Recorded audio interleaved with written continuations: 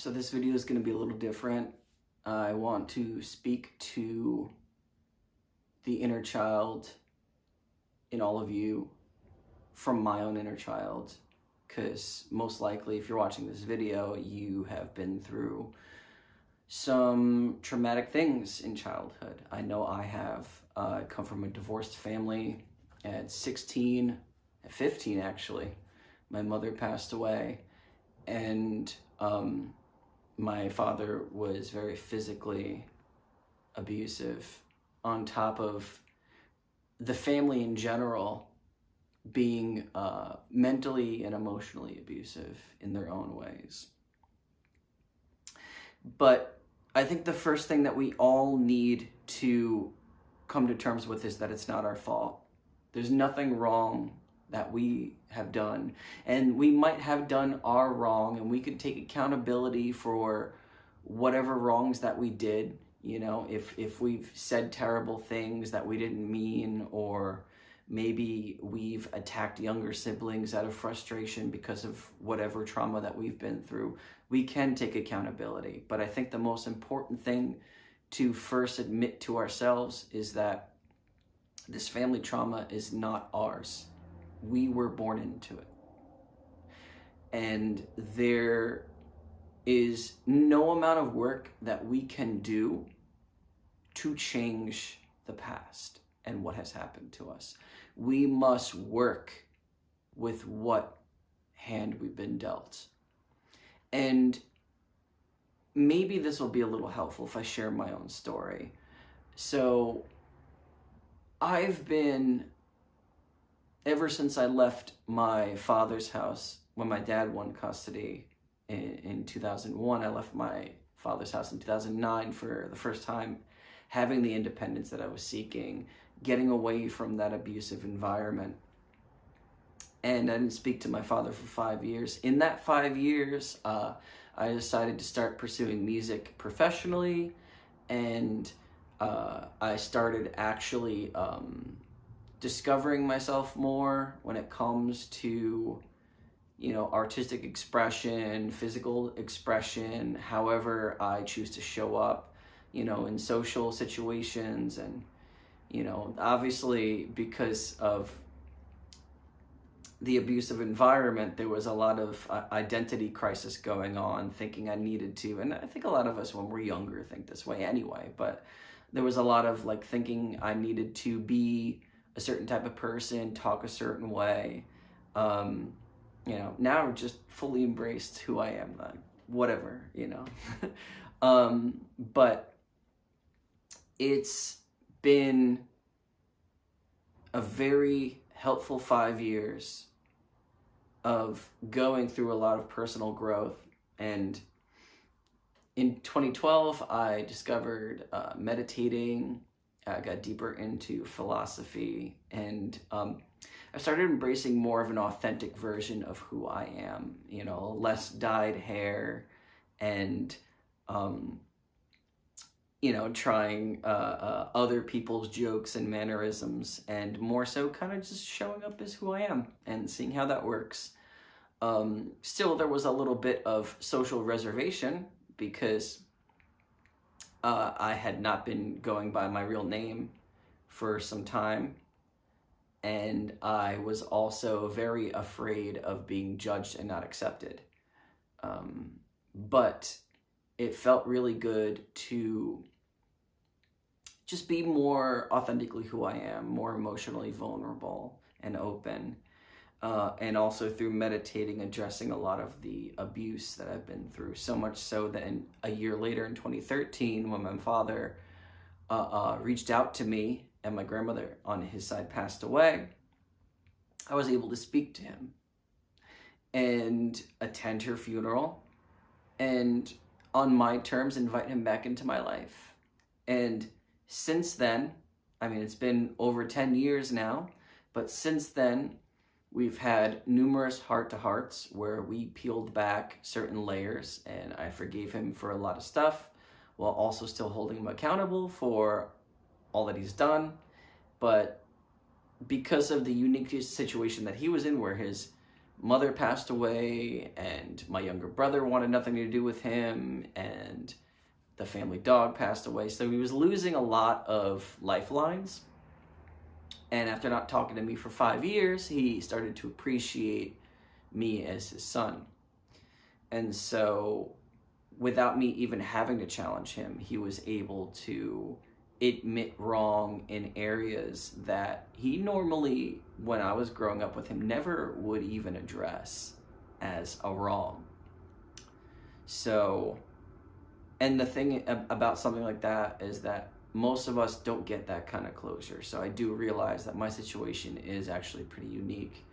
And I do feel blessed that through his own trauma and through my own trauma, we were able to come together years later and work on having a new relationship built on something a little bit more sustainable and substantial. But most of us don't get that kind of closure. Most of us have to just accept things for what they are and move on. And I think that a lot of our childhood trauma is that, like, if we lose someone, like I lost my mom in 2006, then we can either choose to focus on the last moments we had with them, all we could have said, any unfinished business that we had with them, like things that we wish we could have made up for. Or we could choose to view their passing as a chance to try to make them proud, try to raise ourselves to the occasion of and the vision of who they had of us, right? Because like a mother, for example, will, like, no one will ever view you in such high esteem as a mother would, even if you didn't really have a good relationship with your mother. And it's unfortunate that so many parents take out their own childhood abuse on their children, passing that torch. It's our responsibility as light workers and shadow workers to break that cycle, to forgive the parent, to understand that even though what they did was absolutely wrong and not okay, that they had their own trauma, and maybe they could even open up to us about it. If we allow that channel to be open, if we are comfortable enough with allowing that channel to be open. And I'm not going to sit here and tell you that you need to forgive all of your abusers. Maybe you need to go through a period of healing where you can't forgive them. I know I needed 5 years at least. And maybe for some of you, forgiveness looks like never talking to a person. Maybe you can find forgiveness for them, but you just can't have them in your life because they're too toxic or they're too abusive. And that is absolutely okay. Like, healing and breaking the cycle doesn't look like having these people back in our lives. It literally is just coming to a place of forgiveness within you, whether it's shared or not, whether it can be shared or not. All I'm saying is, in my experience, being able to share that forgiveness was very powerful. Now, I don't have a perfect relationship with anyone in my family because they're still all responsible for their own lives and how they interact with people and how they take care of themselves. But I can definitely tell you from my experience that because I came to these places of understanding and forgiveness in myself, that I take less of their trauma, their reflected trauma onto me personally. And even when it is reflected onto me, I usually get some sort of apology from them, whereas traditionally in my family, people just say hurtful shit and then just move on and never address it. But because of where I'm at, because I'm so focused on trying to heal myself and become the best version of myself that I possibly can be, which is all any of us can do, it has planted seeds. And I think that that's the whole point, is if we can interact with our abusers, then we have the chance to plant some seeds.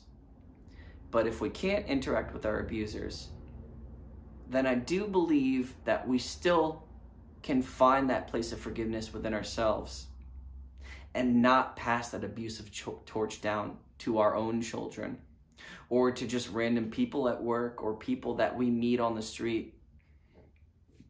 If anger is your family wound, as it is in mine, my ancestral cross to bear is anger, then is it not our responsibility to become more aware of it? To challenge it? Why not challenge it? What if we get a different result? What if we're able to change not just our own lives, but maybe even lives around us by just challenging this ancestral cross that we've been given? I think some more obvious advice would be to be a little bit more open about what you've been through. I know that it's been very therapeutic for me to make these videos about all the different traumatic things that I've been through. So maybe vlogging, talking to friends, or just doing something creative where you could just express yourself. It's the most healthiest way to exercise our personal demons, to release the anger, the pain, the sadness, instead of bottling it up like we've been told to, like we are some sort of suppressing machine or something. And we're not human sponges where, like, after a while, like the waters of anger and sorrow is going to fill us up, and we're just going to be overflowing with it, and we're not going to be able to suppress it anymore, and it's just going to be coming out.